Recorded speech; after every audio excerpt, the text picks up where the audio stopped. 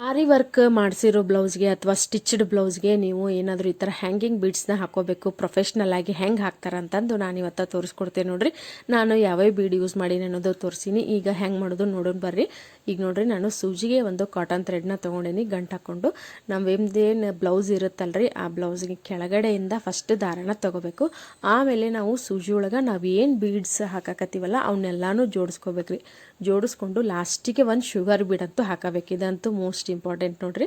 Sugar bead ಹಾಕಿದ ನಂತರ ಆ ಶುಗರ್ ಬೀಡ್ನ ಬಿಟ್ಟು ನೆಕ್ಸ್ಟ್ ಬೀಡ್ ಏನಿರುತ್ತಲ್ರಿ ಆ ಬೀಡ್ ಒಳಗಿಂತ ಎಲ್ಲ ಬೀಡ್ ಒಳಗಿಂತನೂ ನಾವು ಸೂಜಿನ ವಾಪಸ್ ಪಾಸ್ ಮಾಡ್ಬೇಕಂದ್ರೆ ದಾರನ ವಾಪಸ್ ಎಳ್ಕೊಬೇಕ್ರಿ. ನೋಡ್ರಿಲೆ ಇಷ್ಟು ಬೀಡ್ಸಿಂದ ನಾನು ವಾಪಸ್ ದಾರನ ಎಳ್ಕೊಳಕತ್ತೀನಿ.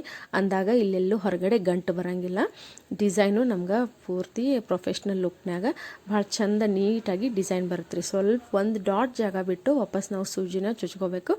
ಹಿಂದ್ಗಡೆ ಎಳ್ಕೊಬೇಕ್ರಿ ವಾಪಸ್ಸು. ಮತ್ತು ಒಂದು ಡಾಟ್ ಜಾಗ ಬಿಟ್ಟು ಮತ್ತು ಅಲ್ಲೇ ಸಣ್ಣ ಜಾಗ ಬಿಟ್ಟು ಮತ್ತು ವಾಪಸ್ಸು ಸೂಜಿನ ಚುಚ್ಕೊಂಡು ಮೇಲೆ ತರಬೇಕ್ರಿ. ತೊಗೊಂಬಂದು ಮತ್ತು ಬೀಡ್ಸ್ನ ಜೋಡಿಸ್ಕೋಬೇಕ್ರಿ. ಈ ಥರ ಇಷ್ಟು ಬೀಡ್ಸ್ನ ಜೋಡಿಸ್ಕೊಂಡು ಲಾಸ್ಟಿಗೆ ಏನು ಶುಗರ್ ಬೀಡ್ ಆ್ಯಡ್ ಮಾಡಿರ್ತೀವಲ್ರಿ ಆ ಬೀಡನ್ನ ಬಿಟ್ಟು ನೆಕ್ಸ್ಟ್ ಬೀಡಿಂತ ನಾವು ದಾರಾನ ಪಾಸ್ ಮಾಡಿ ಇಷ್ಟು ಬೀಡಿಂತ ತೊಗೊಂಡು ಮತ್ತೆ ಹಿಂದ್ಗಡೆ ಚುಚ್ಚೋದ್ರಿ.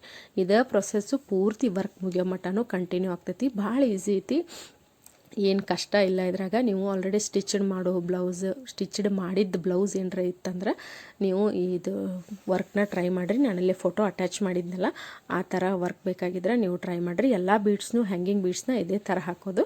ನೀವು ಒಮ್ಮೆ ಟ್ರೈ ಮಾಡಿರಿ. ವಿಡಿಯೋ ಇಷ್ಟ ಆಗಿದ್ರೆ ಲೈಕ್ ಮಾಡೋದನ್ನು ಮರಿಬೇಡ್ರಿ.